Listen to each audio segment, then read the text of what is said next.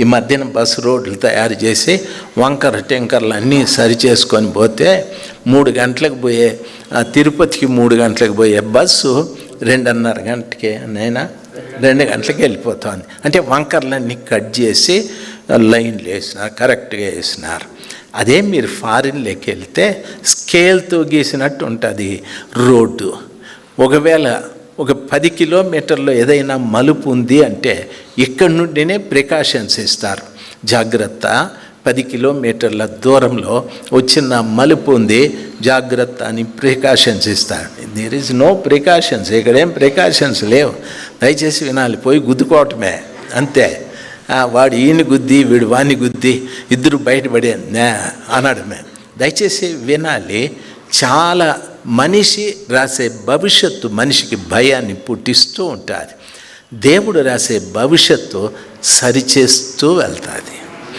అందుకని ప్రభు అంటాడు, ఎందుకు వాళ్ళ దగ్గరికి వెళ్తావు, ఎందుకు వీళ్ళ దగ్గరికి వెళ్తావు?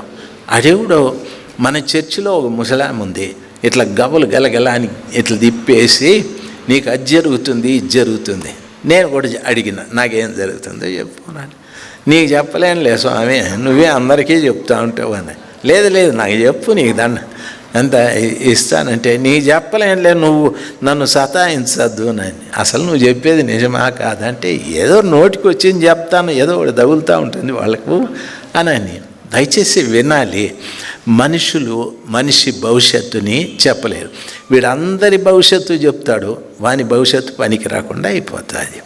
చిత్తూరు బస్టాండ్లో దిగి నేను మీటింగ్కి పోయి వస్తా ఉంటే అక్కడ జనం గుంపు కూడినారు. ఏమని, నాకు జనం అంతా గుంపు కూడితే నీకు కూడా ఏమిటి జరుగుతూ ఉంది అనిపిస్తుంది అని నేను పోయి వాళ్ళని వెళ్ళి తోసి తొంగి చూస్తే కుక్కకు సొక్కా వేసి కూర్చోబెట్టినారు. కుక్కకు సొక్కా వేసినారు. ఎందురయ్యాడానని ఆడంటాడు, భైరవ రామకృష్ణ గురించి ఒక చీటీ ఎత్తు అని. అది ఇందాక అందే, భైరవ రామకృష్ణకు చీటీ ఎత్తంటే అని వచ్చి చీటీ ఇచ్చింది. వాడేదో చెప్పినాడు. ఆఖరికి మనిషి బతుకు కుక్క చేతిలో ఉందా? దయచేసి వినాల్సింది. కుక్క చెప్తా ఉందా మనిషి జాతకం? దయచేసి చిలక పోయింది, కోతి పోయింది, కుక్క దగ్గరికి వచ్చింది. మనిషి ఎంత ఘోరాతి ఘోరమో చూడండి. మన భవిష్యత్తు దేవుని దగ్గర ఉందంటే అది వదిలిపెట్టేసి చిలక దగ్గర, కోతి దగ్గర, కుక్క దగ్గర చెప్పించుకుంటూ ఉన్నాం. అంటే దాని అర్థం నువ్వు చిలక కంటే ఘోరం, కోతి కంటే ఘోరం, కుక్క కంటే ఘోరం. కుక్క నీకు కుక్క అని పెట్టేది కూడా సరికాదురా, దానికంటే ఘోరం అని తిడుతూ ఉంటారు. దేవుని పిల్లలు, మీ భవిష్యత్తు అంతా దేవుని చేతిలో ఉన్నది. నమ్మిన వాళ్ళు ఒకసారి హల్లెలూయా చెప్పండి. ఆయన చేతిలో ఉంది కాబట్టి ఆయనకే మన జీవితాన్ని సమర్పించుకోవాలి. ప్రభు ఒక రోజు గడిచేది. ఈరోజు నన్ను మంచి నిద్రనిచ్చి లేపారు. ఈరోజు కూడా నా కుటుంబాన్ని మీ చేతులకు అప్పగిస్తున్నా. నా భర్త, నా పిల్లలు, నేను, నాకు జీవనం కొరికిచ్చిన పని, ఇవన్నీ మీ చేతులకి ఇస్తున్నారు. మీరు ఏం చేయాలనుకుంటున్నారో అది చేయండి అంటే చాలా సంతోషిస్తాడు ప్రభుల వారు. దయచేసి వినాలి. మనము బాబుని తీసుకొని వెళ్తూ ఉంటాం రోడ్డింటి. వాడు అంటాడు, డాడీ ఎరా నాకు ఈ గిరగిర తిప్పేది గిలక తీసి అంటే, ఓకే పోయి గిలక దగ్గర అడుగుతాడు. ఎంతయా అని, 10 రూపాయలు సార్ అని. 5 రూపాయలకి రా అని. వీడికి తెలియదు మా నాయన బార్గెయిన్ చేస్తాం, బేరం ఆడుతూ ఉన్నాడు. వీడు కంజూస్ అని తెలియదు వానికి. మా నాయన ఎంత కంజూస్ అని తెలియదు. అడుగుతాడు. వాళ్ళు ఏదో బేరం అడిస్తే వీడు ఇంకా తిరుగుతూనే ఉంటాడు. తిరణాలంతా గెర గెర గెర గెర గెర గెర. వాళ్ళ ఆయన అంటాడు, ఊరుకోరా తిప్పద్దు, చెవులు పోతూ ఉండయని అని వాడు చెప్తాడు. ఆడిపోతే ఎర్ర కళ్ళ అద్దాలు చూపిస్తాడు. ప్లాస్టిక్ పేపర్ వేసి చేస్తారు అద్దాలు, అవి చూపిస్తాడు. వద్దురు అవి కళ్ళు పోతాయని. నాకు కావాలి ఎర్ర అద్దాలు కూడా కొనిస్తాడు. ఆ తర్వాత పోతే అడగ బొమ్మ బస్సు ఉంటుంది, ఇది కూడా కావాలి. ఎన్నిరా కొనిచ్చేదిరే? బొమ్మ బస్సు కూడా కొనిస్తాడు. ఆ తర్వాత ఆటో ఉంటుంది, ఇది తీసి నాయనా అన్నాడు అనుకో, రే నువ్వు మనిషి అంటరా, అదేం తెలుసా, ఏమో నాకు అది కావాల్సిందే అన్నాడు అనుకో, నీకు ఆ గిలక తీసిచ్చిందే తప్పురా, అది తీసిచ్చినందుకు ఆటోకి వచ్చినావా ఇప్పుడు నువ్వు. ఆటో రాదు రే, ఎంతో తెలుసా, 10 లక్షలు రాది అంటే, నాకు తెలియదు నాకు ఆటో కావాలని ఎగిరినాడు. చేస్తారా లేదా పిల్లలు? చేస్తారు, అట్లా చేస్తారు.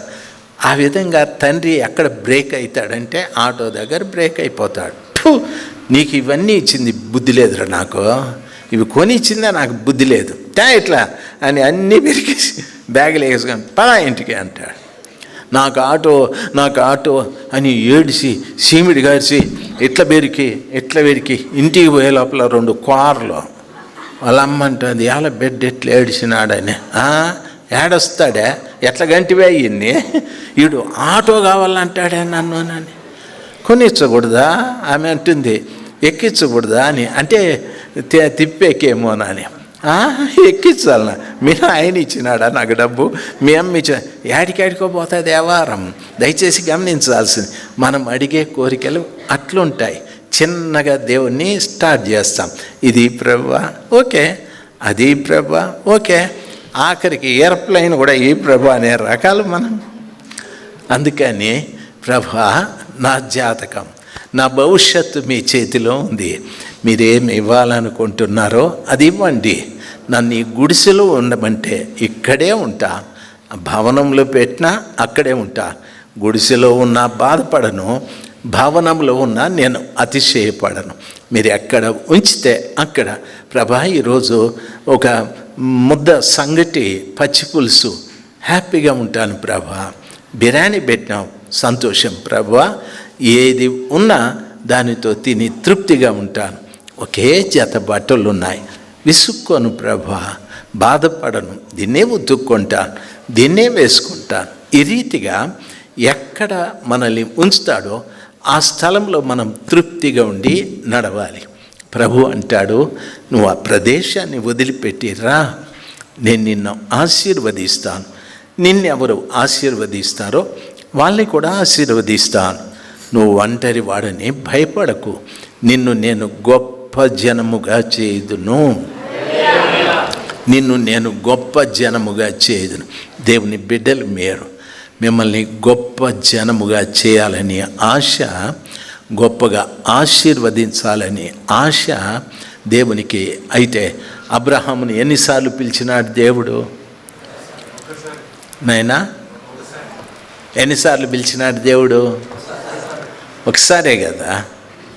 మీరెవరు మాట్లాడడంలే, ఒకసారే కదా, ఒకేసారి మాట్లాడినాడు. దేవుడు అబ్రహాంతో మాట్లాడేటప్పుడు దేవుని భాషతో మాట్లాడి అబ్రహాముకు తెలియని భాషతో ఏమన్నా ప్రభు మాట్లాడినాడా? లేదు. అబ్రహాము ఐగుప్తులో ఊరనే ప్రాంతంలో ఉండేటప్పుడు ఐగుప్తీయులు మాట్లాడే భాషే మాట్లాడేవాడు. దేవుడు కూడా అదే భాషతో మాట్లాడి అబ్రహామును పిలిచాడు. దేవుడు మనల్ని దాన్ని ఏమంటారు, మనము సందేహపడేటట్టుగా ప్రభు ఏ కార్యము చేయడు. కాబట్టి దేవుని పిల్లలు, మిమ్మల్ని అందరినీ దేవుడు పిలిచినాడంటే, మిమ్మల్ని అందరినీ దేవుడు పిలిచినాడు. మీకు ఒకవేళ దాని గూర్చిన జ్ఞానం ఉందో లేదో, మిమ్మల్ని దేవుడు పిలిచినాడు. మీకు చదువు ఉందో లేదో, దేవుడు మిమ్మల్ని పిలిచినాడు. నన్ను కూడా ప్రభు పిలిచినాడు. నేను చాలాసార్లు చెప్తూ ఉంటాను కదా, దయచేసి గమనించాల్సింది, ఇదే ఊరిలో నేను అన్నం లేకుండా తిరిగినానని, ఇదే ఊరిలో ఇంటి అద్దె కట్టలేకుండా బాధపడినానని చెప్తూ ఉంటాను. అయితే ప్రభుని విడిచిపెట్టలేదు, నేను బాధపడలేదు. నన్ను ఎక్కడ పెడితే అక్కడ ఉన్నాను. దేవుడు కనికరించినాడు.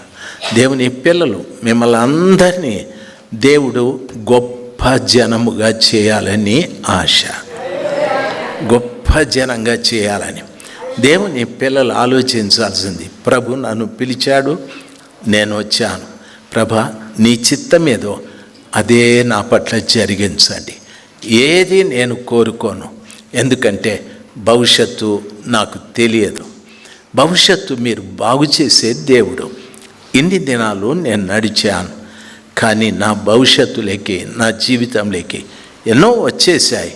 కష్టాలు వచ్చాయి, నష్టాలు వచ్చాయి, ఇరుకులు వచ్చాయి, ఇబ్బందులు వచ్చాయి, అవమానాలు వచ్చాయి, నిందలు వచ్చాయి.